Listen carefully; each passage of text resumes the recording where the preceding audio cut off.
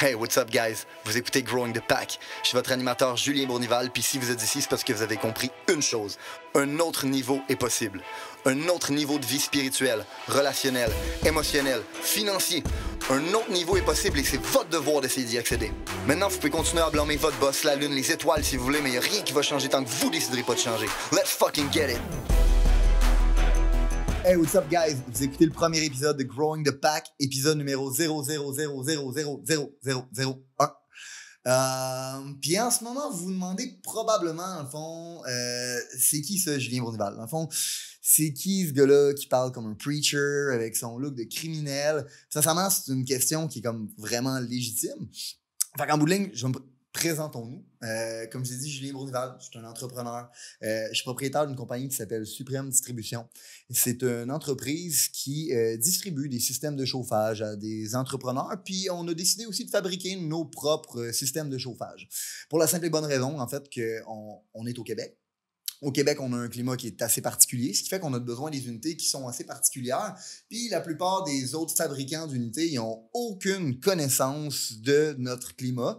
Puis on se retrouve à acheter des unités qui ne sont pas faites pour nous. Puis nous, on a décidé de faire des unités qui étaient faites par des gens d'ici, pour des gens d'ici. Fait que, bon, c'est qui Julien Bournival? C'est une chose, mais la vraie question, c'est plutôt, c'est quoi Growing the Pack? Puis pour ça, il faut revenir un peu en arrière.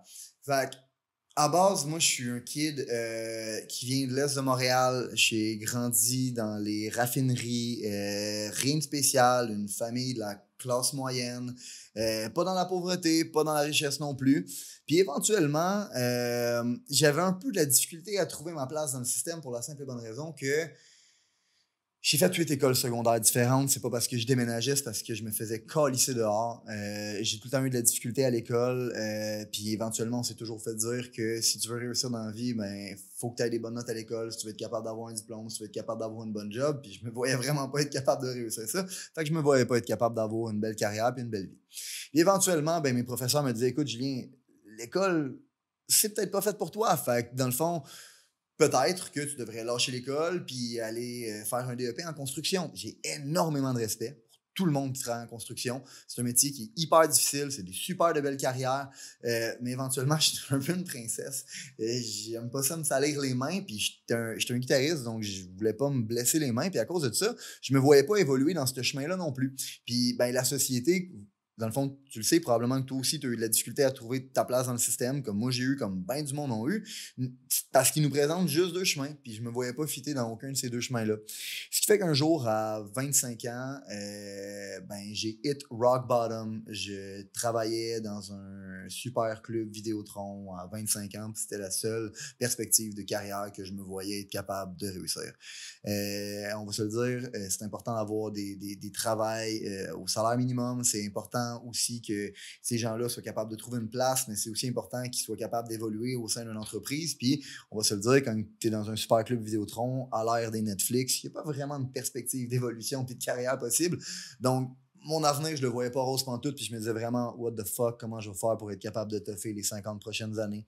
J'ai entré dans une espèce de phase de dépression où est-ce que je me cherchais, puis où est-ce que, à ce moment-là, j'ai tout perdu. Dans le fond, ma blonde m'a quitté, mes amis ont arrêté de me parler, j'avais même un band de musique, dans le fond, qui a planté à ce moment-là. J'ai vraiment hit rock bottom, puis c'est à ce moment-là que tout a changé. Dans le fond, je me suis dit, les choses ne changeront pas tant que moi, je ne déciderai pas de changer. Puis à un certain point, je dois prendre la responsabilité de ma situation, puis je dois faire les choses nécessaires pour être capable de la changer. S'il faut que je travaille 10 fois plus que la personne à côté de moi, je vais travailler 10 fois plus qu'elle. S'il faut que je sois capable d'étudier 10 fois plus qu'elle, je vais le faire aussi. Éventuellement, la seule personne qui est le responsable de mon destin, c'est pas la société, c'est pas le système, c'est pas mon professeur, c'est pas mon boss, c'est pas le marché, c'est moi. Puis qu'est-ce que je fais? Fait qu'à partir de ce moment-là, j'ai commencé à prendre responsabilité sur ma vie, puis à me crisser un coup de pied dans le cul. Puis à partir de ce moment-là, je cherchais des opportunités, je cherchais des emplois, j'ai commencé à trouver mon premier emploi en vente. J'ai appris les skills qui m'ont permis éventuellement d'être capable de trouver des nouvelles opportunités, puis éventuellement être capable de grandir jusqu'à aujourd'hui où je suis non seulement propriétaire de Suprême Distribution, mais je dirige aussi plusieurs compagnies, non seulement des compagnies au Québec, mais des compagnies à l'international. On a un volume de vente qui est pas loin d'une approximation de 15 millions quand on fait le total de toutes les entreprises. Puis moi, ma plus grande fierté, c'est de me dire qu'à travers tout ça, ben, on est capable d'aider des gens à bâtir une carrière, à avoir une opportunité. On est capable de tendre les opportunités que moi, j'aurais aimé ça me faire tendre quand j'étais à 25 ans. On est capable d'aider les gens de grandir, de leur apprendre des skills, de les mentorer. Puis éventuellement, ces gens-là sont capables d'avoir des carrières, de grandir, puis de mettre de la bouffe sur la table de leur famille. On engage directement et indirectement des centaines de personnes. Puis moi, ma plus grande fierté, c'est ça, c'est de savoir que j'ai un impact dans la vie de ces gens-là. Fait que, là, vous vous demandez probablement, OK, c'est bien beau tout ça, Julien, mais c'est quoi le rapport avec Growing the Pack? Le rapport est vraiment simple. C'est que quand j'ai commencé, il n'y avait personne qui était là pour me tendre la main puis me montrer, dans le fond, c'était quoi les étapes nécessaires, c'était quoi les skills que je devais apprendre pour devenir la personne que je voulais devenir puis me développer au plein potentiel.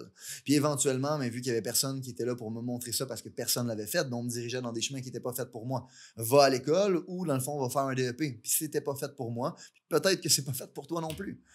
Puis éventuellement, la raison pour laquelle on a décidé de créer ce mouvement-là, ce programme-là qui est Growing the Pack, c'est pour que les kids qui sont comme moi, qui n'étaient pas capables de trouver leur place dans le système, il y a une place où ils vont être capables de se rassembler, de s'éduquer, de grandir, tout le monde ensemble. Puis, je veux vous coller à la shot tout de suite. Le programme n'est pas fait pour tout le monde. Okay? Je parle mal, je sacre. Sincèrement, si tu as un problème avec ça, décrise de ma page. Mon programme est vraiment pas fait pour toi. Puis éventuellement, je suis pas là non plus pour te dire les choses que tu as envie d'entendre. Je suis là pour te dire les choses que tu as besoin d'entendre. Toute notre vie, on s'est fait dire les choses qu'on voulait entendre, que la vie c'est facile, qu'on vit dans un monde d'arc-en-ciel et de licorne, puis qu'éventuellement, ben, on a juste besoin d'aller à l'école, être capable d'avoir un diplôme, puis on va avoir une super de belle vie. La réalité, c'est que le nombre de gens que je connais qui ont un diplôme et qui sont même pas capables de travailler dans leur domaine, c'est aberrant. Puis éventuellement, mon rôle, c'est de vous faire comprendre ce que moi j'ai compris. C'est de vous partager les skills que moi j'ai appris. Est-ce que c'est une certitude que ça va fonctionner pour vous? Non. Mais c'est souvent des lois universelles qui, si ont fonctionné, pour moi, risquent de fonctionner pour vous. En fait, le seul dénominateur qui va faire la différence entre est-ce que ça va fonctionner ou pas, c'est vous. How bad you want it. Puis c'est pour ça que je vous dis, je suis pas ici pour vous vendre de la salade. Dans le fond, je suis pas ici pour vous dire que tu peux devenir millionnaire en 90 jours puis qu'éventuellement, tu as juste besoin de suivre mon programme puis tu vas avoir du residual income life puis qu'éventuellement, ben, tu seras plus obligé de travailler pour gagner ta vie. Sincèrement, si tu trouves une façon de gagner ta vie sans travailler, dis-moi-le. Dis-moi-le parce que je travaille fort en tabarnak, OK?